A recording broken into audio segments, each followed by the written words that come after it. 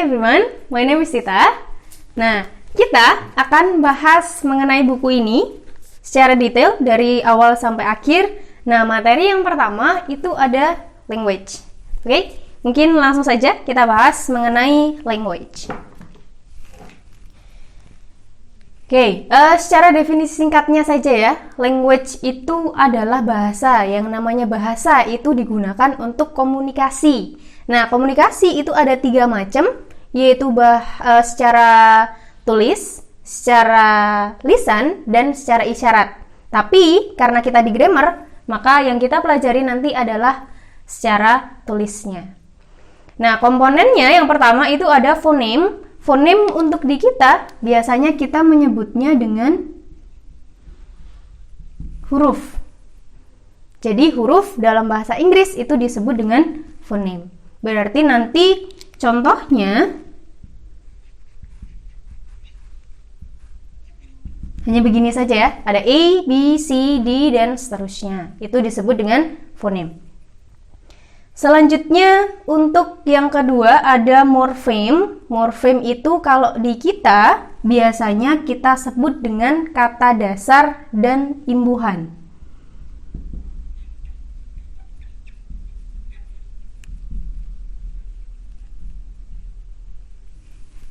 Kata dasar dan juga imbuhan. Nah, dalam bahasa Indonesia mungkin dari kata bahagia. Jadi, ketika dimasukkan morfemnya berubah menjadi kebahagiaan dan seterusnya. Itu salah satu contohnya.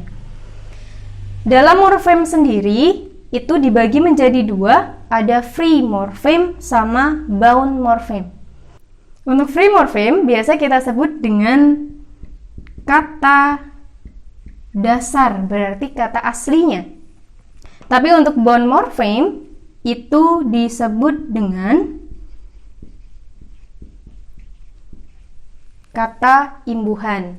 Teman-teman tahu ya kata imbuhan, contoh semisal contohnya nanti ada bahagia berubah menjadi kebahagiaan, berarti imbuhannya ada ke sama an-nya, itu namanya adalah bound morfemnya.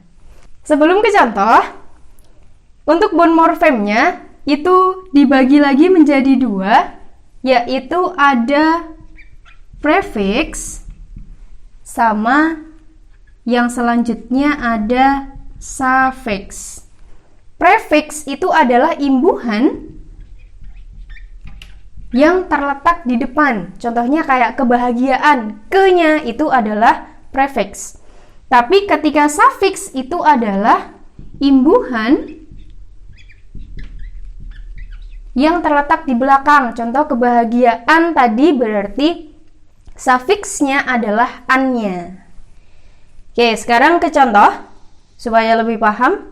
Di sini ada kata happiness. Kira-kira kita tentukan dulu yang mana yang free morfem, yang mana untuk bound morfemnya.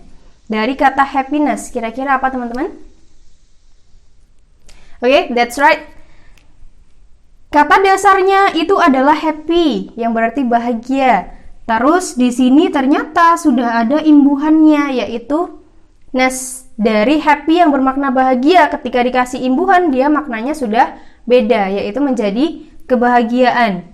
Jadinya yang happy ini adalah free morfemnya, yang ness-nya ini adalah bound morfem. Bound morfem yang berupa apa? Di sini ada 2. Oh, ternyata ness-nya ini posisinya di belakang. Jadi, namanya adalah suffix. Oke, itu untuk contoh yang pertama. Nah, sekarang untuk contoh yang kedua. Unforgettable. Kira-kira kata ini kata dasarnya apa ya? Free morfemnya.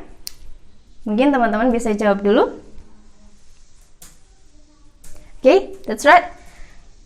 Dari kata unforgettable, kata dasarnya itu atau free morfemnya yaitu forget, yang bermakna lupa. Oh, ternyata di sini ada imbuhannya, ada 2, ada un, ada juga able di belakang. Imbuhan tadi dalam bahasa Inggris apa? Oke, imbuhan itu adalah bound morfem. Berarti di sini ada 2 bound morfem. Bond morfem ada dua, yang di awal tadi namanya prefix, yang di belakang namanya suffix. Berarti an-nya di sini sebagai prefixnya, terus able-nya di sini sebagai suffix. Oke, ini pembahasan untuk morfemnya. Terus selanjutnya langsung saja kita ke word. Word mungkin teman-teman sudah tahu ya, word itu singkatnya adalah kata. Dia adalah komponen bahasa yang punya makna atau yang bermakna dan juga mempunyai kelas kata. Contohnya di sini ada car. Car itu punya makna nggak sih dalam bahasa Indonesia? Oh, ternyata punya. Car itu maknanya adalah mobil. Terus sekarang mengenai kelas katanya. Car itu dalam bahasa Indonesia kan kata benda. Berarti dalam bahasa Inggris dia adalah noun. Jadi ketika ada seperti ini, kok dia bermakna dan juga punya kelas kata, berarti dia namanya adalah word. Beda lagi ketika kata car ini saya pisah-pisah. C-A-R. Apakah yang seperti ini bisa disebut dengan word? Bukan ya, teman-teman, karena ini ketika saya pisah seperti ini tidak punya makna. C sendiri, A sendiri, R-nya sendiri. Jadi ini bukan word, tapi kembali lagi ke yang awal tadi. Dia adalah phoneme. Tuh. Terus selanjutnya yang keempat ada phrase atau gampangnya. Phrase itu dalam bahasa Indonesia juga sama, dia adalah frasa. Mungkin kita pernah belajar ya tentang frasa. Frasa itu intinya adalah dia rangkaian kata yang bermakna juga, tapi dia polanya adalah M plus H. Apa itu M? Apa itu H? Nah, di sini ada penjelasannya juga. Jadi H-nya itu adalah head, lalu M-nya itu adalah modifier. Head itu adalah benda yang dijelaskan. Di sini saya tulis dijelaskan. Selanjutnya modifier. Modifier itu tugasnya menjelaskan. Menjelaskan siapa? Ya menjelaskan si head-nya tersebut. Berarti dia saling jelas menjelaskan ya. Modifiernya menjelaskan ke head, head-nya dijelaskan oleh modifier. Ini ya, pola yang teman-teman harus ingat. Modifier dulu baru head. Head-nya nanti terletak di belakang. Contoh, tas mahal. Kalau teman-teman bingung menentukan head-nya yang mana, jadi gini, tas yang mahal, apa mahal yang tas? Kira-kira yang mana yang benar?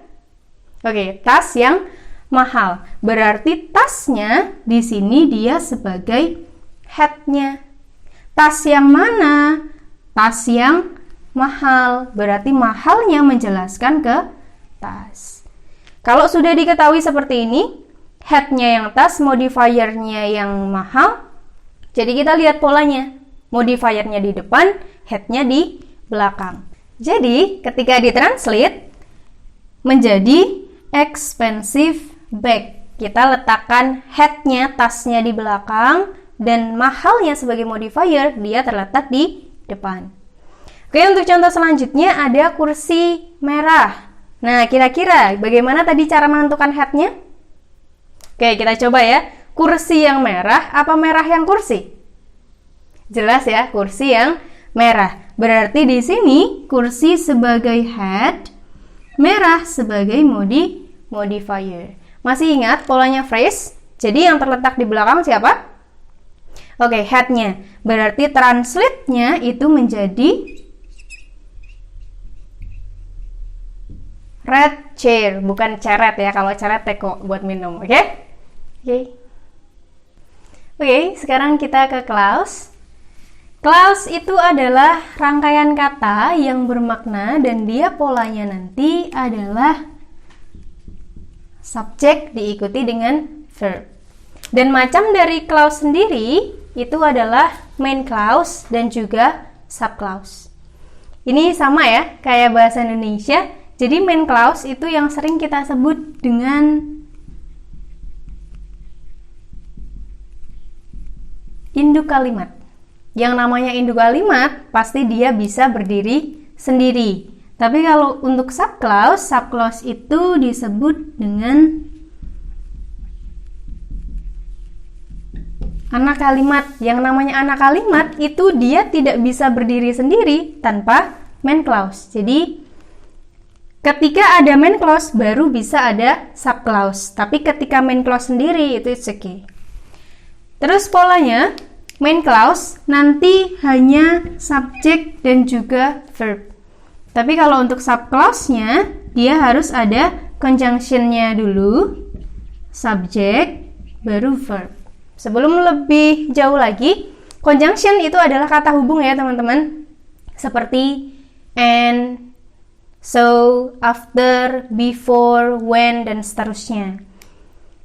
Jadi nanti ketika ada kata hubung tersebut, berarti dia langsung saja namanya adalah subclause. Tapi jika tidak ada, dia adalah main clause. Langsung saja ke contohnya. Aku makan karena aku lapar. Oke, kita bahas satu-satu dulu ya. Yang pertama ada aku. Aku di sini sebagai subjeknya. Makan berarti sebagai verb. Nah, ada karena. Karena ini adalah penghubung antara kalimat satu dan kalimat keduanya. Berarti ini namanya adalah conjunction. Setelah conjunction, aku sebagai subjek lagi, lapar sebagai pelengkapnya. Nah, berarti ketika ditranslate, kira-kira jadinya seperti apa?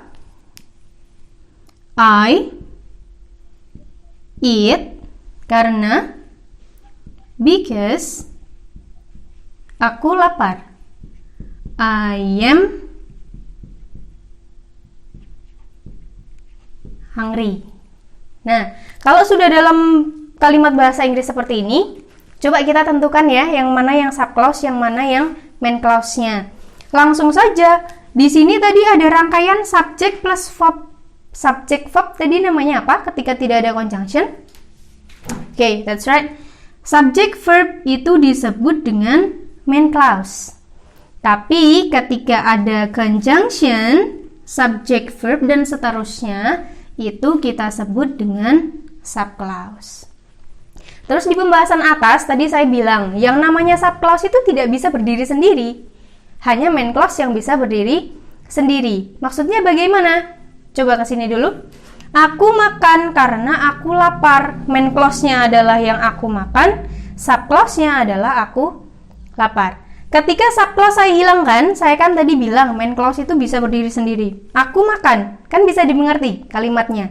Tapi ketika yang main clause-nya yang saya hilangkan, tiba-tiba saya bilang because I am hungry. Karena aku lapar. Why? Kan menimbulkan pertanyaan. Nah, jadi itu ya maksudnya. Subclause itu tidak bisa berdiri sendiri. Terus untuk contoh selanjutnya, setelah mereka bangun, mereka mandi. Nah, berarti setelah di sini sebagai apa? Oke, conjunction. And then mereka sebagai subjek, bangun sebagai verb. Nah, sisanya berarti mereka sebagai subjek juga, mandi sebagai verb. Berarti ketika ditranslate jadinya setelah, after, they bangun, wake up, mereka mandi, they take a bath. Nah, itu ya.